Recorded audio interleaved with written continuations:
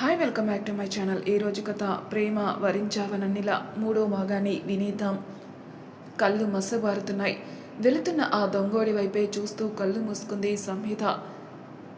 కళ్ళ ముందు అలా పడి ఉన్న సంహితని చూసి వెంటనే చేతుల్లోకి తీసుకున్నాడు అతను. చుట్టూతా చూశాడు, ఎవరైనా హెల్ప్ చేస్తారేమని. ఎవరూ లేరు. అతను కంగారుగా, మేడం ప్లీజ్ కళ్ళు తెరవండి, హలో మేడం. ఇటు తిప్పిన సంహితని చూసి షాక్ అయ్యాడు. మెల్లగా చెంప మీద చిన్నగా కొట్టాడు. సృహలో లేదు. ఇంకా లాభం లేదనుకొని తనని ఎత్తుకొని హాస్పిటల్ వైపు పరుగులు తీపించాడు కారుని. గణపతిరావు టీవీలో వచ్చే ప్రవచనాలు వింటున్నారు. కౌసల్య వంట చేస్తూ నిమగ్నమై ఉన్నారు. ఇంతలో ఎక్కడో కాలుతున్న వాసన ముక్కు పుటాల వరకు వచ్చేసరికి ఏదో అనుకొని టీవీలో వచ్చే ప్రవచనాలు ఇంకా శ్రద్ధగా వింటూ ఉన్నారు. కానీ ఆ వాసన మరీ ఎక్కువగా ఉండడంతో గణపతిరావు కోపంగా, ఏమే కౌసల్య, ఏంటి ఆ వాసన? అన్నం వండుతున్నావా, ఇల్లు తగలబెడుతున్నావా అన్నాడు. వంటింట్లో నుంచి ఒక్క మాట కూడా ఊ అని కూడా రాలేదు. ఇంకా ఇంకా ఇంకా వాసన ఎక్కువయ్యేసరికి ఆయనకి అసహనం ఎక్కువైపోయి, వినపడట్లేదా లేదా నీ కొడుకుల అంటూ ఆగిపోయింది ఆయన మాట. కౌసల్య నిర్వేదంగా ఎటో చూస్తూ ఉంది. కానీ ఆవిడ చీరకున్న కొంగు గ్యాస్ స్టవ్ మీద పడి కాలిపోతుంది. గణపతిరావుకి ముచ్చాటలు పట్టేశాయి. పరుగున వంటింట్లోకి వెళ్ళి ఆవిడ కొంగుని చించేశాడు. హఠాత్ పరిణామానికి గట్టిగా ఆవిడ అరిచింది. ఎలాగో కొంగుని బయటికి లాగి గ్యాస్ ఆఫ్ చేసి బయటికి తీసుకొచ్చేశారు. గణపతిరావు ఫ్రిడ్జ్లో నుంచి మంచినీళ్ళిచ్చి కౌసల్యాకి ఇస్తూ, కొంచెం కుదుటపడ్డాక, ఇంకా నువ్వు బాధ పెట్టలేదేమే అనుకున్నాను, నువ్వు నీ కొడుకులాగా స్టార్ట్ చేశావా అన్నాడు. కౌసల్య కళ్ళల్లో నీళ్లు తిరిగాయి. మౌనంగా తలదించుకుంది. గణపతిరావు కొనసాగించాడు, అంతలా ఏం ఆలోచిస్తున్నావు కౌసల్య? కనీసం నీకు నీ చీర కొంగు కాలుతుందన్న స్పర్శ కూడా లేకుండా ఏంటా దీర్ఘ ఆలోచన? వాడి గురించే కదూ అన్నాడు. కౌసల్య మౌనంగా తలదించుకుంది. గణపతిరావు కోపంగా, నీ పుత్రరత్నం వల్లే కదా ఇదంతా జరిగింది. వాడే గనక సరిగ్గా ఉండే ఎందుకీ మనకి బాధ? అసలు ఎలా ఉండే రాముడు ఇలా అయ్యాడు? కల్లో కూడా ఊహించనే లేదు వీడిలా అవుతాడని అని ఆయన కోపంగా అటు ఇటు తిరుగుతూ ఉన్నాడు. కౌసల్య నెమ్మదిగా లేచి వంటింట్లోకి వెళ్తూ ఉంది. గణపతిరావు కోపంగా, ఎక్కడికి అన్నాడు. కౌసల్య గొంతుకుతో, వంటింట్లోకి అంది. గణపతిరావు కోపంగా, ఏమి అఘోరిద్దామని మళ్ళీ వెళ్తున్నావు అన్నాడు. కౌసల్య భయంగా, అది వంట సగంలో అయింది కదా మళ్ళీ. గణపతిరావు కోపంగా, మళ్ళీ ఇంకోటి కార్యక్రమం మొదలుపెట్టి నా తలపైకి తీసుకురావాలన్నా? ఏమీ అవసరం లేదు, నేనే వండుతాను, పక్కకి జరుగు అంటూ వెనకాలకి తిరుగుతూ వెళ్ళి వేరే చీర కట్టుకొని దైవనామస్మరణ చేసుకో వెళ్ళు అంటూ వంటింట్లో పనిలో నిమగ్నమయ్యారు. కౌసల్య దేవుడి గదిలోకి వెళ్ళి, స్వామి, ఎందుకు తండ్రి నాకు ఈ బాధ? చెట్టంత కొడుకు చచ్చిపోయిన పిల్లని స్మరిస్తూ జీవితం గడిపేస్తున్నాడు. నిజం తెలిసి కూడా వాడిలా చేయటం, వాడల తిండి సరిగ్గా తినక నిద్ర సరిగ్గా పోకుండా ఇలా మాకేం మనశ్శాంతిగా లేదు స్వామి. నా కొడుకుని నువ్వే ఎలాగైనా దారిలోకి తీసుకొని రా స్వామి అని కళ్ళనీళ్ళ పర్యంతంతో దేవుణ్ణి వేడుకుంది. తల బరువుగా ఉంది సంహితకి. కళ్ళు తెరిచి చూసింది. విశాలమైన పెద్ద గదిలో ఉంది తను. ఇదేంటి, ఎక్కడుంది తను అసలు? తల నొప్పిగా ఉంది. అబ్బా అనుకుని తలపైన చేయి పెట్టుకొని చూసింది. ఏదో ఒక చిన్న కట్టు కట్టారు. చుట్టూతా చూసింది.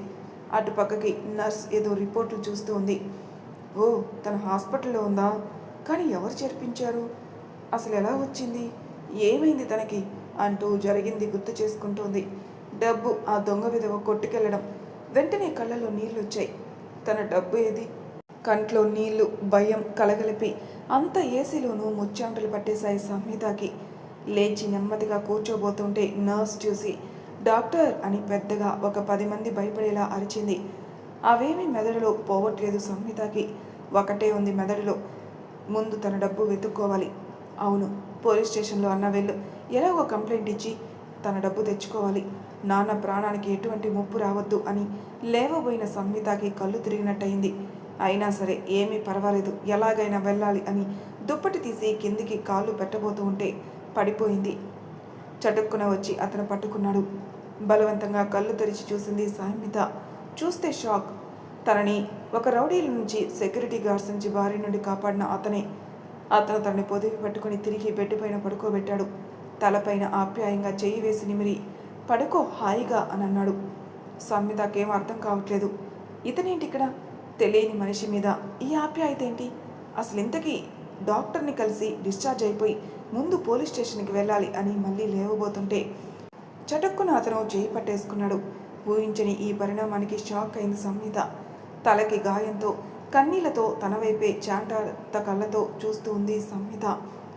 సంహిత అయోమయంగా, ఏ వదలండి, ఎవరండి మీరు, అసలు ఎవరు మీరు, ఎందుకు నన్ను ఆపుతున్నారు అంది. అతను సంహిత దగ్గరికి వచ్చి సంహిత పెదవులపైన చేయి ఉంచి, డాక్టరు రెస్ట్ తీసుకుంటే తగ్గుతుంది అని చెప్పారు. ఏంటి, ఎందుకు, ఎలా అని ప్రశ్నలు వేయకుండా వెళ్ళి ఆరాంగా పడుకో అని ఆ తెలియని మనిషి ఏకవచనంతో మాట్లాడుతూ ఉంటే ఆశ్చర్యపోయింది సంహిత. ఇతనేంటి, తనకేదో నేను తెలిసినట్టు ఏకవచనంతో మాట్లాడుతున్నాడు అంటే ఇతనికి నేను ముందే తెలుసా, కానీ ఎలా అని పరిపరి విధాలుగా ఆలోచిస్తోంది. మొహం మీద చిటికెలు వేస్తూ అతను తన వైపే చూస్తూ ఉన్నాడు. ఏం ఆలోచిస్తున్నావు? పద, గుడ్ గర్ల్ కదా, రెస్ట్ తీసుకోవాలి అన్నాడు. సంహిత, లేదు, నేను ముందు నేను ఇంటికి వెళ్ళాలి అంది. అతను ప్రేమగా, రెస్ట్ తీసుకోకుండా ఎక్కడికి వెళ్తావు బేబీ, పద, గుడ్ గర్ల్ కదా నువ్వు, కొంచెం ఎనర్జీ రావడానికి ఈ జ్యూస్ తాగు అని పళ్ళ రస గ్లాసు ఇచ్చాడు. సంహిత వద్దు అంది. అతను కోపంగా, ఇలా చెప్తే వినేలాగా నువ్వు లేవు కానీ పద, నోరు తెరు అంటూ బలవంతంగా నోటి దగ్గర పెట్టబోయాడు. సంహిత అతని తోపులాటలో కింద పడిపోయి పగిలిపోయింది ఆ గ్లాసు. సంహితకి భయం వేసింది. అతను చిన్నగా నవ్వాడు. సంహితకి అర్థం కాలేదు. ఇదేంటి, కోపంలో అరుస్తాడనుకుంటే నవ్వుతాడేంటి? అతను ఆ కింద పడ్డ గాజు ముక్కల్ని చేతిలోకి తీసి పక్కన పడేయబోతుంటే చిన్న ముక్క గుచ్చుకుంది. అని చిన్నగా అరిచాడు. సంహిత వెలువెల్లాడిపోయింది. అరే, తన వల్లే పాపం అలా తనకి జరిగిందని కిందికి దిగి తన చున్నీ చింపి చేతికి కట్టుకట్టింది.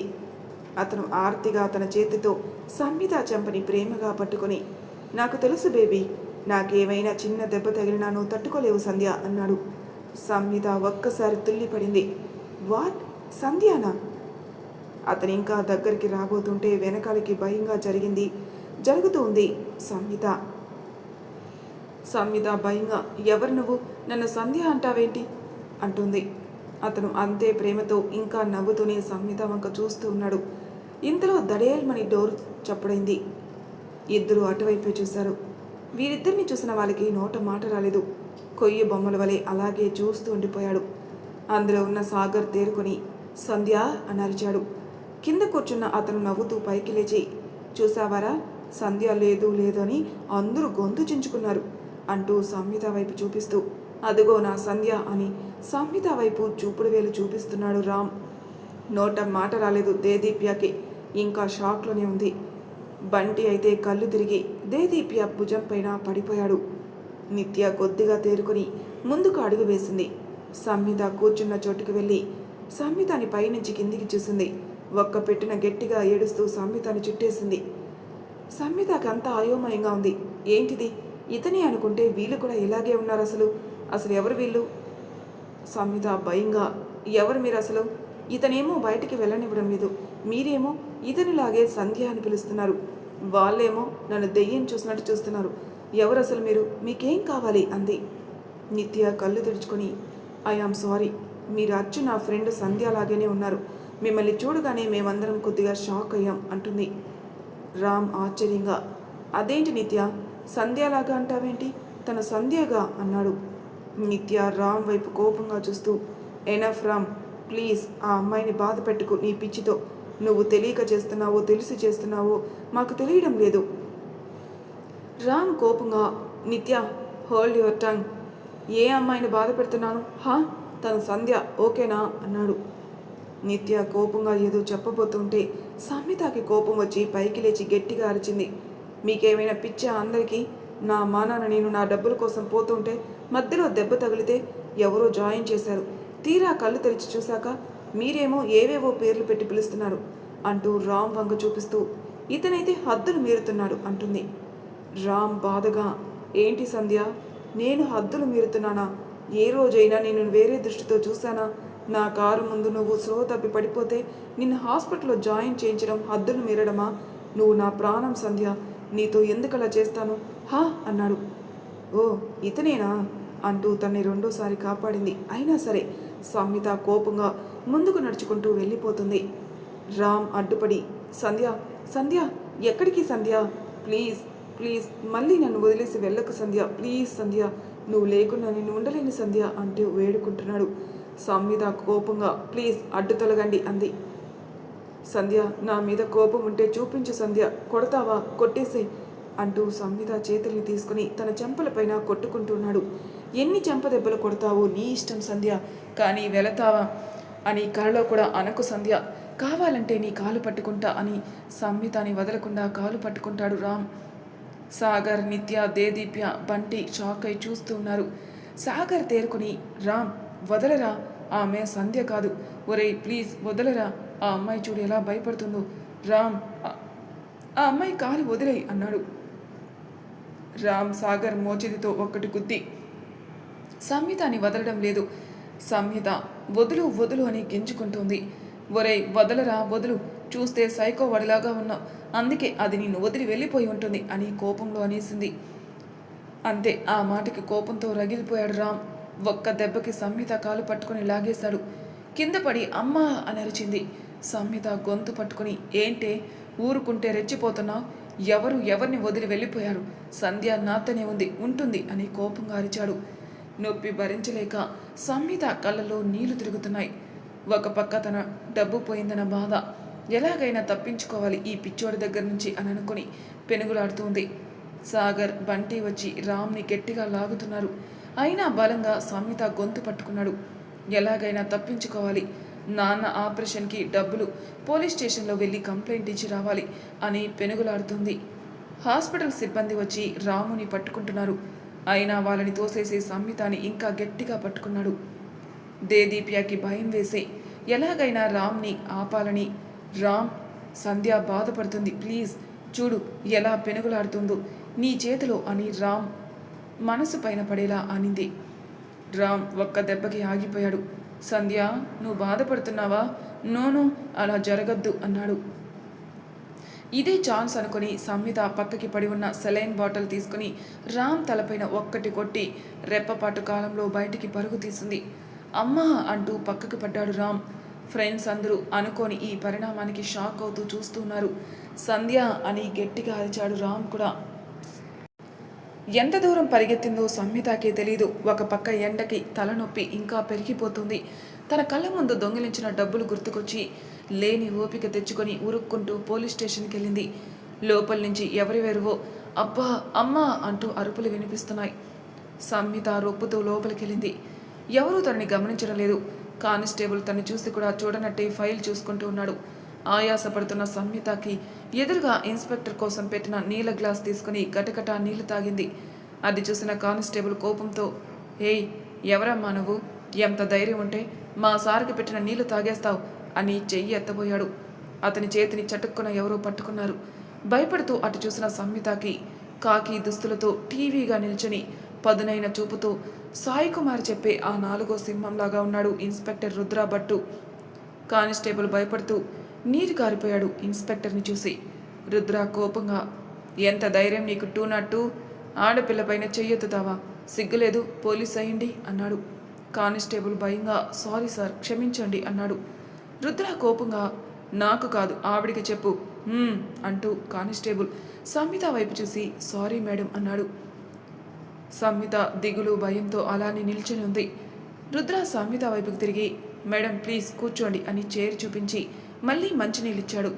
సంహిత కూర్చొని కొన్ని నీళ్లు తాగి ఊపిరి పీల్చుకుంది.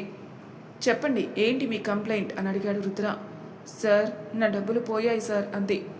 ఎక్కడా అని అడిగాడు. నేను డబ్బుని తీసుకుని రోడ్డు పైన వస్తూ ఉంటే ఎవడో నా డబ్బు సంచి కొట్టేశాడు సార్, అందులో 10 లక్షలు ఉన్నాయి, అవి మా నాన్న ఆపరేషన్ కోసం నేను అప్పుగా తీసుకొచ్చాను సార్, కానీ అని అంటుండగా, కూల్ డౌన్ మేడం, మేమున్నది అందుకేగా, తప్పకుండా పట్టుకుంటాం. మొత్తానికి దొంగతనం జరిగిందన్నమాట, కానీ మీరేమన్నా ఆ దొంగోడి వెహికల్ నెంబర్ చూసారా అని అడిగాడు. సంహిత ఆలోచనలో పడింది. గుర్తు తెచ్చుకోవడానికి ప్రయత్నించండి అన్నాడు రుద్ర. సంహిత సడన్గా, అతని బండి నెంబరు AP 4326 సార్ అంది. పర్ఫెక్ట్, మనకింకా దొంగ దొరికినట్టే, మీరు నిశ్చింతంగా ఇంటికెళ్ళండి. మేము ఎలాగైనా పట్టుకుంటాం అని హామీ ఇచ్చాడు రుద్ర. సంహిత కృతజ్ఞతాభావంతో చిన్నగా నవ్వి దండం పెట్టింది. బయటకు వచ్చిన సంహితకి రామ్ గుర్తుకొచ్చి భయం వేసింది. అటుపక్కగా వెళ్తున్న ఆటో ఆపి ఇంటి అడ్రస్ చెప్పి ఆటోలో కూలబడింది. వాహనాల హారన్స్తో మోతలతో కళ్ళు తెరిచింది సంహిత. ట్రాఫిక్ జామ్ అయి ఉంటుంది అని అనుకుని దాహంగా ఉందని తన పక్కకు చూసింది. సంచిలో మంచినీళ్ళ సీసా అమ్మ పెట్టి ఉంది. సంచే లేదు, ఇంకా సీసా ఎక్కడికి పోయిందో. సంహిత అవస్థని ఆటోవాడు గమనించి తన దగ్గరున్న బాటిల్ ఇచ్చాడు. థ్యాంక్స్ అన్న అని తాగి బాటిల్ ఇస్తూ ఉంటే ఎవరివో ఈకలు పక్కపక్కలు. ఎవరివోలే అని అనుకుంది సంహిత. కానీ ఆ గొంతు ఎవరిదో తెలిసిన వాళ్ళదే అని గమనించింది. బయటికి తొంగి చూసింది. అక్కడ సన్నివేశం చూసిన సంహిత స్థానువైపోయింది. ఒక అబ్బాయి భుజంపై నుంచి చెయ్యి వేసుకుని స్కూటర్ వెనకాల కూర్చుని ఈ లోకం మర్చిపోయి ఒకటే నవ్వుతుంది సంహిత వాళ్ళక్క సరోజ. నవ్వుతూ తల పక్కకి తిప్పిన సరోజకి సంహిత తన వైపే చూసి గతుక్కుమంది. వాట్ హ్యాపెన్ డార్లింగ్, సడన్గా మోగబోయావు అన్నాడు లోకేష్. సరోజ తడబడుతూ అది ఏం లేదులే కానీ త్వరగా పోని అని తరిమింది. ఇందులో ట్రాఫిక్ క్లియర్ అయింది. లోకేష్ అటుగా పోనిచ్చాడు స్కూటర్ని. ఆటోవాడు మేడం ట్రాఫిక్ కదిలింది, లోపల తలపెట్టండి అని హెచ్చరించాడు. సంహిత వెనక్కి కూలబడింది. తను చూసింది తన అక్కనేనా? అసలు అతనెవరు? ఇలా పరిపరి విధానాలు ఆలోచిస్తున్న సంహితకి ఆటో వచ్చి ఇంటి ముందాగింది. మేడం అన్న ఆటోవాడి పిలుపుతో ఈ లోకంలోకి వచ్చింది సంహిత. ఆటోవాడికి డబ్బులిచ్చి లోపలికి వచ్చింది. మరి తర్వాయి భాగంలో ఏం జరుగుతుందో నెక్స్ట్ ఎపిసోడ్లో తెలుసుకుందాం. అంతవరకు నా ఛానల్ సబ్స్క్రైబ్ చేయని వాళ్ళు ప్లీజ్ సబ్స్క్రైబ్ చేసుకోండి, లైక్ చేసి షేర్ చేయండి. మీ అభిప్రాయాలు నాకు కామెంట్ రూమ్లో తెలియజేయండి. Thank you for listening.